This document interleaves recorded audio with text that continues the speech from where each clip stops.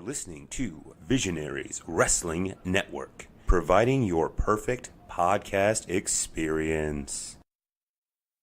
M is for Mason. G is for Graham. B for Betcha. This is the MGB Wrestling Podcast, a podcast with PG rated material accessible to wrestling fans of all ages. That was just a joke for Desh Kirkby, who's apparently listening at times 2.5 now, so that's got to be like times 5, just so you know what it's like, Desh. All right.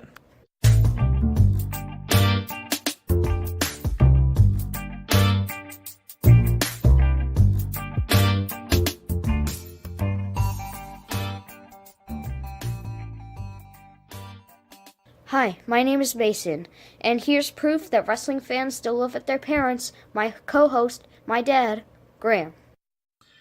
Okay, this wasn't quite planned, this episode, as we were going to do it, but it looks like it's going to turn out a little different than we first thought. We went to EAW Pro Wrestling on Saturday, January 19th. This was the day before your birthday, Mason. It was kind of like an early birthday present.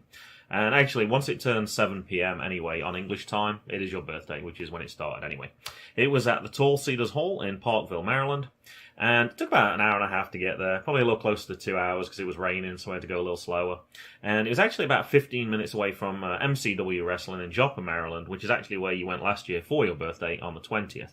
Now, I realized as I wrote that, we never actually talked about that. This was a month before you did the podcast. Any moments from that one that particularly stand out for you? Oh, the one I'm putting you on the spot here, of course. All right, let me tell you about mine, and while you can think about yours, okay? A couple of people we got to see. Greg Excellent, he was one of the champions at the time. That was pretty cool to see him, and we later found out that he was on some of the bigger promotions earlier in his career. And also, and I'm not sure of his name, I might mess it up, I think it's Rayo. Oh, that's what I just remember it. So Rayo, we talked to him during the intermission, and now he was appeared on NXT as a jobber, didn't he? I think you're right. He's also appeared on Ring of Honor as well. So, but I think you're right. I think he did appear on an NXT episode as well, and I'd actually forgotten that side of it as well. But yeah, he was really impressive. So that was something we decided to get an autograph from, and it's certainly somebody who has made a big impression in the last year. I had my hand over the guardrail for the high five, and then somebody slapped it, and then my arm went down. And then it hit the guardrail. Because they gave you such a big... Yep. And that might come up actually in one of the ones we're going to talk about as well. Now, this is actually really difficult to find. This event's called Rage in a Cage, which I knew there was going to be a steel cage there, and I was like, oh, that's cool, you'll like that. And then the day of, I read, it said every match is going to be in a steel cage. I was like, oh, well, you'll definitely like that. I found this out from the Grimy Scots, who I follow on Facebook. We saw them at the Sink or Swim event, and I really liked them. I thought they were good. Yeah, and they mentioned this event. I was like, oh, okay. So I asked them, I was like, is it family friendly? And they were like, yeah, it's family friendly. And I thought about taking Jay at this point. And then when I heard every match is in a steel cage, I was like, oh gosh, no, that doesn't sound good. So we didn't take him in the end. This is really difficult to find stuff for online. There's so many different places called EAW. If you Google EAW, you're not finding this. You've kind of got to go onto Facebook. That's where they have most of their stuff.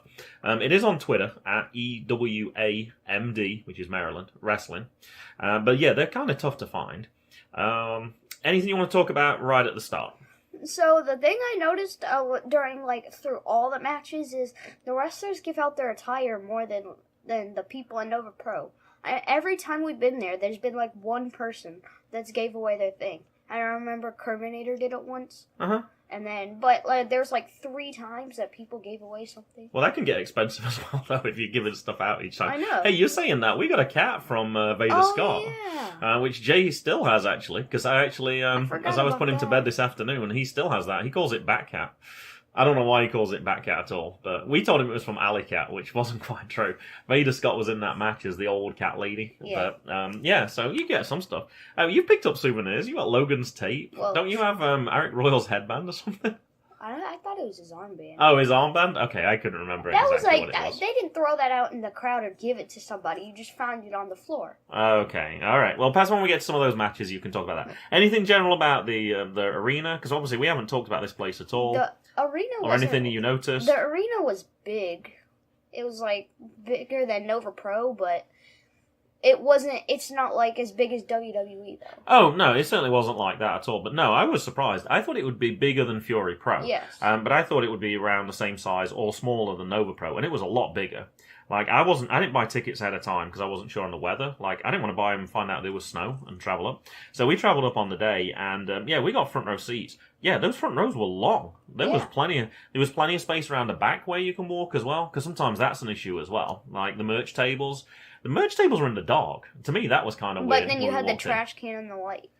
Yeah, we had a trash can in the light near where we were sat, so you could find that. Actually, I was impressed how many people were there as well. When we actually got there was quite a few people. I was like, ooh, I didn't realize it was going to be as big as this. And then in the end, they actually had to put out more chairs, which was kind of pointless, because all the people who were stood at the back drinking beer didn't bother sitting down anyway, so they put those chairs out, and then nobody actually even used them, or hardly anybody used them.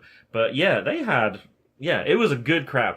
The noise for me was impressive as well. Oh, yeah. Like, we talked about before, like, if it gets super quiet, you can hear the audibles from the wrestlers talking. You couldn't hear anything, because everyone was cheering and clapping, and there was a lot of noise. People were generally just kind of talking. I don't know if that was the beer drinkers, like, they were just socializing and watching at the same time.